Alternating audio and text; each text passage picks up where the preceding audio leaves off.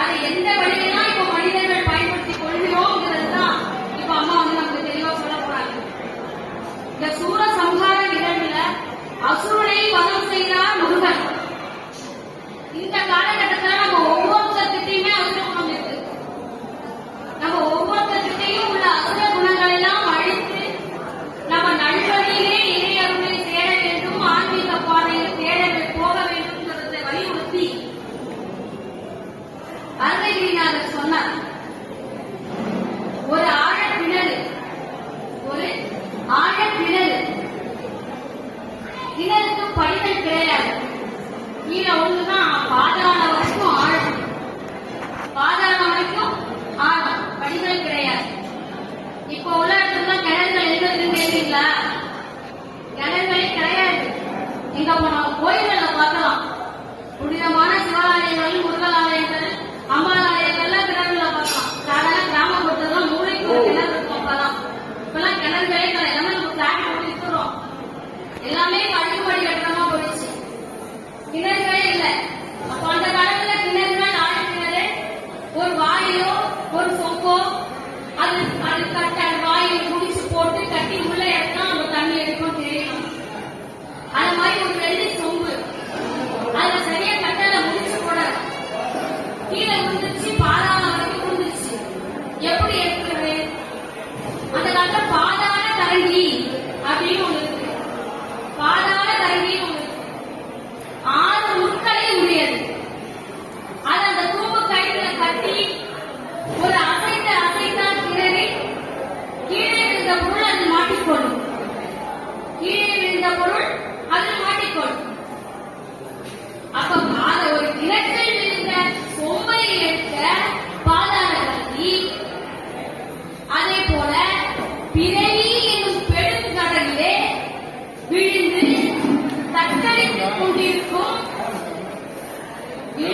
தத்தளித்துக் கொண்டிருக்கும் ஒரு சேற்றில், ஒரு மாயையான சேற்றில் அடைந்து கிடக்கும் நம்மை முருகா சதாசிவமாக இருக்கின்ற உன் பாதாள கரண்டியை கங்கையிலே கட்டிவிடு, அதில் நாங்கள் எல்லாம் எழுந்து மேலே வருகிறோம் என்று சொன்னார் அருணகிரிநாதர். எவ்வளவு அருமையான வாக்கியம் பாருங்க. ஏன்னா பிறவின்னு சொன்னாலே பாவம், ஏதோ ஒரு பாவம் நம்ம பண்ணதுனாலதான் பிறவி எடுத்துருக்கோம். அது புண்ணிய காலத்துல தேவைன்னா இறையுள்ளே நாடி போங்க. மார்க்கத்திலையும் நம்ம ஒவ்வொரு இதையும் தொடர்பு கொண்டு சேர்ந்து போனாதான் அந்த பாவமானது, பிறவி கடனானது தீர்க்கப்படும். அப்படி அந்த பிறவி கடலில் தத்தளிக்கின்ற நம்மை அவரோட சதாசிவமான பாதாள கரண்டியின் மூலமா கங்கையிலிருந்து தான் நம்ம காப்பாற்ற முடியும். அந்த முருக பெருமானை நினைத்தால் மட்டுமே அது முடியும். முருகச்சேரிக்கு வந்ததுனால முருகனை பத்தி மட்டும்தான் செய்வாரா, மற்ற சாமிலாம் செய்யாதானா கேட்கக்கூடாது. ஏன்னா முருகன்கிறது எல்லாருக்கும் ஒன்றுதான், பரம்பொருள் அவர்தான்.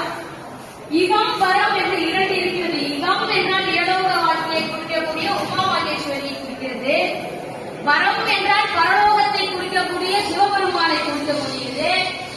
இகம் என்றால் ஒரு முகம், கால்நடைக்குரியது.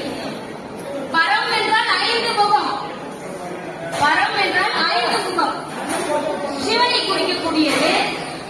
முருகன் 6 முகத்தை உடையவர். அப்பா 5 முகம், அம்மா 1 முகம், ஆக மொத்தம் 6 முகமா நான் இருக்கேன். அப்ப இந்த நாடி வருவர்களுக்கு மகேஸ்வரிட்ட வேண்ட பழனிங்க நான் தருவேன், என் அப்பா பரமேஸ்வரனை வேண்ட பழனும் நான் தருவேன். ஆக மொத்தம் 6 முகமா இங்க பள்ளி கொண்டிருக்கேன் அப்படின்னு முருகன் சொல்வார். அதுதான் இந்த பெருமை. நம்ம மூலமந்திரம் சொல்லுவோம். மூலமந்திரத்தை வாய்விட்டு சொல்லக்கூடாது. நாமத்தை பெயர் சொல்லி சொல்லலாம், வாய்விட்டு சொல்லலாம். முருகா, கார்த்திகேயா, கந்தா, கடம்பா, கதிர்வேலா, சாமிநாதான் சொல்லலாம். ஆனா மூலமந்திரத்தை மட்டும் வாய்விட்டு சொல்லக்கூடாது. அது மனசுக்குள்ளேயே தான் சொல்லணும். அதுதான் பகல். அதுதான் நம்மளை இருந்து கொண்டு போவோம். பிறவி கடனை தாக்கக்கூடிய ஒரு விஷயத்தை ஆத்ம தத்துவத்திற்கு கொண்டு போவோம், வழிவகுக்கும். அதனாலே இறைவனை அடைய முடியும். ஒரு அறிஞர் சொன்னார். ஒரு அறிஞர்கிட்ட ஒரு பெரியவர் கேட்டார், ஒரு மரத்திலிருந்து இலைகள்லாம் விழுந்து மரம் மொட்டையாக இருக்கக்கூடிய நிலையை நீங்கள் என்னென்று சொல்வீர்கள் அப்படின்னு அந்த அறிஞர்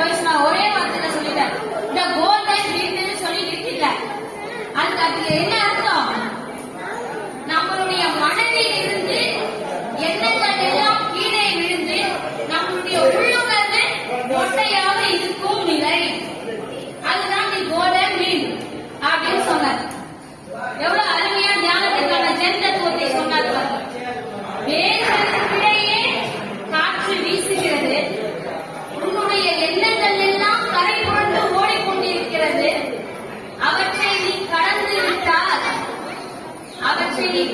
விட்டால் அவைகளுக்கெல்லாம் மேலே எழுந்து கீழே நிற்பவனை போல அமர்ந்து நின்று விடுவாய் அப்படின்னு சொல்லியிருக்கிறார்.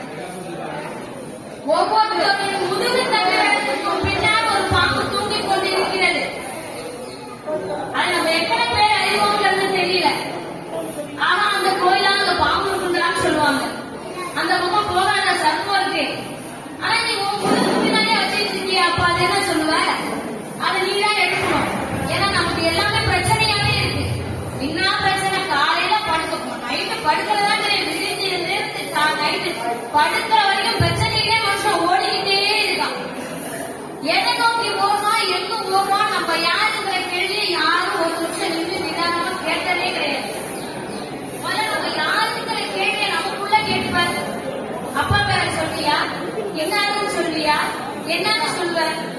முதல்ல நீ யாருன்னு உனக்குள்ள கேள்விப்பார். நீ யாருன்னு உனக்குள்ள கேள்வி பண்ணினா அப்படிங்கிற ஒரு விஷயம் இல்லவே இல்லை. அந்த ஆணவம், நான் என்கின்ற ஆணவம் உனக்குள்ள இல்லை. அது நீ தேடி பார்த்தாதான் அப்படி ஒரு விஷயமே இல்லை அப்படிங்கிறது உனக்கு புரியும்.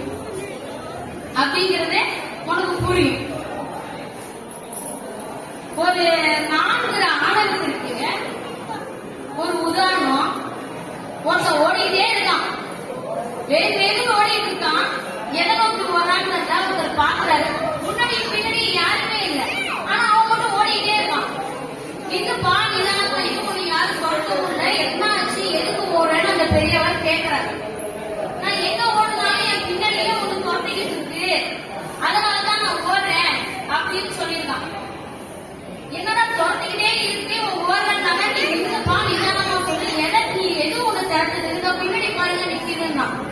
அந்த பெரியவர் திரும்பி பார்த்தா அவருடைய நிலம் நிற்குது. அவருடைய நிலம் தான் தெரியுது. என்னப்பா நிலா தோற்றுது? ஆமாங்க, இதுதாங்க தோற்றுது. இதுல போறதுக்கு நான் என்னென்னமோ பண்ணிட்டேன். நிலம் போகாது, ஆனா அறியாமை. அவன் என்ன சொல்றான்? சரி, நீ என்னப்பா பண்ணது இது போறதுக்குன்னு அவர் கேட்கிறாரு. அப்பதான் சொல்றேன், காலை நேரம் இதை குழி தோண்டி புதைச்சிடலாம் அப்படின்னு சொல்லிட்டு அவன் என்ன செஞ்சிருக்கான்? குழி தோண்டி இருக்கான். வேக வேகமா நல்ல புதைச்சிடலாம், நீங்க எங்க போனாலும் விட மாட்டாங்க அப்படின்ட்டு பாதி வரைக்கும் தோண்டிதான். கீழே குடிச்சு பார்த்தா நல்ல காலை நேரம் என்ன செய்யும்? நம்ம நிலம் முன்னாடி வந்து தெரிஞ்சுட்டா குழிக்குள்ள மாட்டிட்டான். வேக வேகமா மண்ணை போட்டு மூடுறான். அவன் எவ்வளவு வேகமா மூடுறானோ அவ்வளவு வேகமா அந்த நிலம் மேல வந்து நிக்குது. ஆனா என்னடா நம்ம இவ்வளவு தூரம் மேலத்துக்கு குழி தோண்டி புதைச்சிருக்கோம், மேல வந்து புதைச்சிட்டோம் நினைச்சோம். இது எனக்கு மேல வந்து நிக்கிறேன்னு ஓடி இருக்கோம். எனக்கு மேற்க நோக்கி ஓடிக்கிட்டே இருக்கா. இவனுக்கு முன்னாடி நிலம் போய் நிக்குது. ஆனா என்ன, நான் தான் உங்களுக்கு தப்பிச்சா போறதுன்னா எனக்கு முன்னாடி இது வந்து நிக்கிறது. திருப்பி ஓடுறதுன்னா ஓடும் போதுதான் இவர்கிட்ட மாட்டேங்க.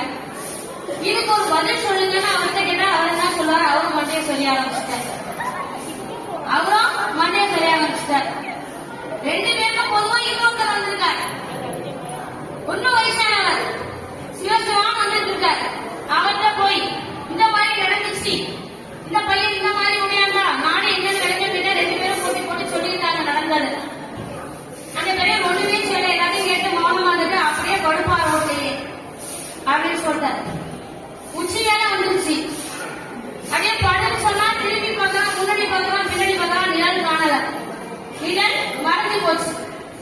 எப்படி ஆட்சியா நான் காலையில இருந்து ஓடுறேன், மதியம் வந்து ஓடுறேன், உச்சி காலமும் வந்துருச்சு, இன்னும் ஓடுறத நிறுத்தல. படுங்கன்னு சொன்னீங்க, காணா படிச்சேன்.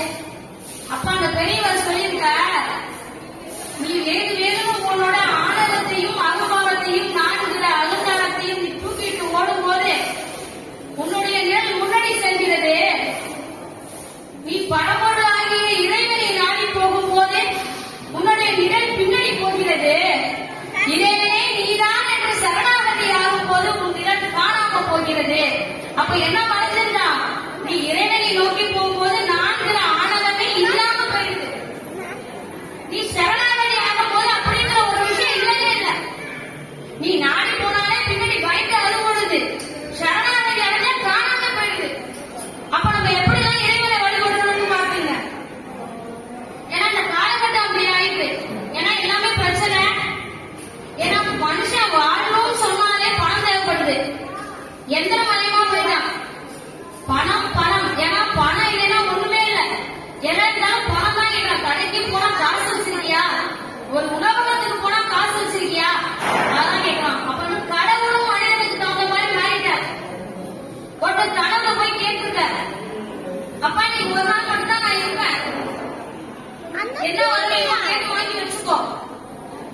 என்ன வேணுமோ கேட்டு வாங்கி வச்சுக்கோ, மறுநாள் உங்க வீட்டுல இருக்க மாட்டேன் அப்படின்னு சொல்லிட்டாரு. அவங்க உடனே என்ன செஞ்சுட்டாரு, இவன் குழம்பிடுனா நீ குழப்பமா இருக்க, நான் நாளைக்கு இதே நேரம் இங்க வரேன், நீ என்ன வர வேணுமோ என்கிட்ட கேளுன்னு சொல்லிட்டாரு. அவரும் சரின்னு சொல்லிட்டு கொண்டாடி பிள்ளைங்க எல்லாத்தையும் கூட்டிட்டு மாதிரி இதையும் கிளம்ப வந்தார். என்கிட்ட என்ன வேணும்னு கேட்டார். எனக்கு என்ன சொல்றதுல நாளைக்கு வர சொல்லி இருக்கிறார். அதனால வந்து என்ன என்ன ஒய்ஃப் வந்து நம்ம மனைவி வர என்ன சொல்லுவாங்க, எனக்கு நிறைய நகை வேணும். ஏன்னா நகை புடவை மேல உள்ள ஆர்வம் எதுவுமே கிடையாது பெண்களுக்கு. முக்கால்வாசி ஏதாவது செய்யணும், ஏதாவது தேவைக்கு போகணும்னு சொல்லிட்டா போதும், நகை எடுத்து போட்டுக்கோ, பட்டு புடவை எடுத்து கட்டிக்கோன்னு சொல்லி. அது போல நம்ம என்ன உடனே சொல்லியிருக்கான், எனக்கு நகை வேண்டும், எனக்கு உடல் முழுவதும் நகையா வேணும்னு கடைகள்கிட்ட கேட்டுங்க அப்படின்னு சொல்லிச்சு. பையன் உடையாந்தான், பாப்பா எனக்கு சுமிக்குள்ளாம் வச்சு பெரிய மாடி வீடா வேணும்பா. பொண்ணு உடையாந்துச்சு, எனக்கு இந்த கார் வேணும்பா, நான் பஸ்ல எல்லாம் போக முடியாது, எனக்கு கார் வேணுங்கப்பா, கடவுள்கிட்ட உடனே கொடுத்துருவாங்க அப்படின்னு எல்லாத்தையும் பார்த்து இருந்துச்சு. ஒரு வயசான வேலைக்காரம்மா, ஏன்னா பணக்காரங்களும் வீட்டுல வேலை செய்யறவங்க நம்மளோட அனுபவமா கூடி போச்சு. கீழே வேலை செய்யறவங்க ஒண்ணு சொன்னா பேச விட்டுருவோமா, பேச விட மாட்டோம். அந்த அம்மா நான் சொல்றேன்ப்பா அப்படின்னா என்ன மன்னிச்சுங்க, நீங்க கேட்ட வேணாம், எனக்கு ஒண்ணு தோணுது, நீங்க எப்பொழுதுமே ஒரே குடும்பமாகவும் ஒத்துமையாகவும் சந்தோஷமாகவும் இருக்கணும்னா இறைவன்கிட்ட கேட்டுங்கப்பா அப்படின்னா அந்த வேலைக்காரம்மா சொல்லிச்சு. சொல்லிட்டு இனி சொல்லிட்டு முதலாளியாச்சு கோபப்பட்டு வேலையை விட்டுக்கிட்டாங்க. அந்த படத்துக்கு என்ன செய்யுது, அதனால புஷாரா என்ன செஞ்சிச்சு, அட்வைஸ் கேட்டா கேட்டுங்க, கேட்டாடி போங்க, தப்புனாலும் மன்னிச்சுங்கன்னு அந்த அம்மா வந்துருச்சு. அவனுக்கு அது சரின்னு பட்டுச்சு. மறுநாள் வந்த கடவுள் இவன் போனா அந்த மாதிரி கேட்டான், இந்த மாதிரி எங்க குடும்பத்துல எல்லாரும் சந்தோஷமாவும் மகிழ்ச்சியாவும் இறுதி வரைக்கும் இருக்கணும் கடவுளே அப்படின்னு. இப்ப கடவுள் தலைய செய்ய ஆரம்பிச்சுட்டார். அப்பதான் சொன்னாரு, என்ன கடவுளே உங்களால தர முடியாதா, என்ன நீங்க தானே கேட்டீங்க அப்படின்னு. அப்பதான் சொன்னேன், அந்த ஒற்றுமையும் மகிழ்ச்சியும் உங்கள்கிட்ட இருந்தா நான் ஏன் வெளில போக போறேன், உங்கள்கிட்ட இருக்க மாட்டேனா? இப்ப நான் தான் ஏன் முடிவை மாட்டிக்கணும், எப்பொழுதும் நான் உங்க கூட இருந்துடும், நீங்க சந்தோஷமா இருந்தா வெளில போகக்கூடிய அவசியம் எனக்கு இல்லைன்றார் கடவுள். அப்ப எதுல இருக்கார் கடவுள், நம்ம உள்ளத்துல இருக்கிறார். நம்ம நினைக்கிற நினைப்ப என்ன செய்யணும், நல்வழியில் செயல்படுத்தினோம், ஆனால் சந்தோஷமும் ஒற்றுமையும் நம்ம கூட சேர்ந்தே வரும். நம்ம இறைவன்கிட்ட போலாம். இறைவன் பரம்பொருள்ங்கிறது ஒன்றுதான். அது ஒரு உதாரணம், ஒரு விளக்கு, ஒரு அக்னிங்கிறவரே சிவன், நெருப்பில் இருக்கக்கூடியவர் சிவன், அதில் இருக்கக்கூடிய சூடு பார்வதி, அதில் தோற்றக்கூடிய செம்மை நிறம் விநாயகர், அதில் வரக்கூடிய ஒளி முருகப்பெருமான். இதையெல்லாம் தனித்தனியா பிரிக்க முடியுமா?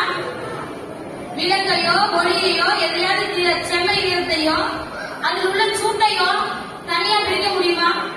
பிரிக்கவே முடியாது. பரம்பொருள் என்பவர் ஒன்று.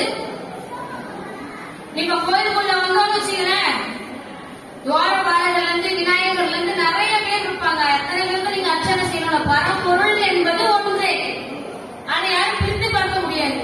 நம்ம தான் எனக்கு இஷ்ட தெய்வம் விநாயகர், எனக்கு இஷ்ட தெய்வம் முருகர், எனக்கு சிவபெருமான் பெருமான் என்ற பிரிவினை நமக்குள்ளே. இறைவனிட்ட எந்த ஒரு பிரிவினையும் கிடையாது. அவங்க பிரிவினை பார்த்தா காத்தல் கிடையாது, அழித்தல் கிடையாது, எதுவுமே கிடையாது, படைத்தலும் கிடையாது. அவங்க ஒத்துமையா செயல்படுறாங்க. ஆனா அந்த ஒத்துமை படைச்சு விட்ட நம்மள்கிட்ட இருக்காங்க ஒற்றுமையே கிடையாது. எல்லாம் அவங்கவுங்க போக்குல சுயநலமா ஓடிட்டு இருக்கோம். இந்த ஒரு சுயநல பாதையிலும் நம்ம ஆன்மீக வழியிலும் ஒரு இறைவனை நாடி சென்றால்தான் நம்ம நம்ம தானே கத்துக்கணும். இப்போ எங்க அம்மா ஒவ்வொரு நாளும் மகாசக்தி நாகதேவதை சக்தி பீடத்திலே பௌர்ணமி தினம் ஒன்றும் அருளாசியும் அருமுறையும் தந்து கொண்டிருக்கிறார். அப்படி தரும்போது ஒரு உதாரணம் சொன்னார். ஒரு ரோபோ மனுஷன் தான் கண்டுபிடிக்கிறான், ரோபோ செய்யறாரு, அந்த ரோபோக்கு ஒரு அகங்காரம் வந்துச்சா பாத்துங்க. நான் தான் பெரிய, என்னால எதுவும் செய்ய முடியும், ரோபோட எல்லாமே செய்ய முடியுமா, ஒத்துக்க முடியும் தானே எல்லாரும், ரோபோ எல்லாமே செய்ய முடியும். அது செஞ்ச அவர்கிட்டயே போய் ரொம்ப அகங்காரமா பேச புடுங்கிட்டான். பிளாக் அண்ட் ஒயிட்ட புடுங்கிட்டான், சார்ஜ் பண்ணல. இப்ப அதோட நிலைமை என்ன? அதே போலதான் நம்ம செய்யக்கூடிய அந்த ரோபோங்கிற கண்டிஷன்ல யாருக்கா? நம்ம தான் இருக்கோம். நம்ம எல்லாரும் ரோபோ தான். இயக்கக்கூடியவர் யார்? பரம்பொருளாகிய இறைவன் அங்க இருக்கிறார். நம்ம செய்யற அத்தனையும் பார்த்துக் கொண்டே இருக்கிறார். இவர் பிளக்க போடுற மாதிரி எந்த நேரம் எப்ப எதை பொங்குவாருன்னு தெரியாது. நம்ம மாட்டிப்போம். ஏன்னா நான் எதுக்கு சொல்ல வரேன்னா, நம்ம ஒரு செய்கை செய்யும் போது மேலே ஒரு கண் 2 கண்ணு நம்மளை பார்த்துட்டு இருக்குங்கிற ஒரு அச்ச உணர்வு நம்மள்கிட்ட வேணும். அந்த அச்ச உணர்வு இருந்தால்தான் நம்ம தப்பு செய்ய மாட்டோம். யாரும் பார்க்கலன்னு நினைச்சிட்டு நம்ம போக முடியாது. நேரம் மட்டும் நம்ம கண்ணுக்கு தெரியாம ஒருத்தன் உட்காந்துருக்கான், அவன் பார்த்துட்டு இருக்காரு நல்லா நம்மளதான். அதனாலதான் என்ன சொல்லிட்டு இருக்காரு? இறைவனை இறை சிந்தனையோடு போக வேண்டும். காலையில பிரம்ம முகூர்த்தத்துல நீங்க ஏற்றி ஒரு விளக்கேற்றி வழிபாட்டீங்கன்னா கடவுள் என்ன செஞ்சுவார்? பிரார்த்தம் சொல்லுவார். அந்த இடத்துல எந்த ஒரு நேரம் காலம் எதுவுமே கிடையாது. பிரம்ம முகூர்த்தத்துல நம்ம எழுதிக்கிறோம்னு சொன்னா கிடையவே கிடையாது. இந்த ஸ்தலம் அப்படிக்கே பாடம் சொன்ன சுப்பையான்னு சொல்லுவாங்க. அப்படிக்கே பாடம் சொன்ன தலம், பிரணவ மந்திரத்தை உரித்த தலம் இது. ஆனா இப்ப உள்ள காலகட்டத்துல அப்பனுக்கு நல்லாவே பிள்ளைங்க பாடம் சொல்லி கொடுக்குது. நம்ம எல்லாம் பாத்துட்டே இருக்கோம், எப்படிலாம் பாடம் சொல்லி கொடுக்குது. அப்பா அவ்வளவுதான், முடிஞ்சிருச்சு எல்லாம். அப்பா அவ்வளவுதான். அதுக்கு மேல எனக்கு உங்க செல்லு 2 hours வேணும் என்ன சொல்லாதீங்கப்பான்னு கண்டிஷன் போட்டுருது. ஏன்னா செல்லுல தான் இருக்குது, செல்லுல தான் படிக்குது. போற்றி நாட்டவர்க்கும் விரைவா போற்றி போற்றி.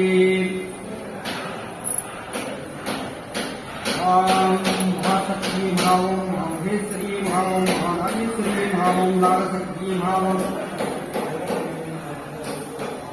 எல்லாம் அல்ல அருள்மிகு மீனாட்சி அம்மன், மீனாட்சி சுந்தரேஸ்வரர் திருவடி வணங்கி, அருள்மிகு சிவலோகநாதர் திருவடி வணங்கி,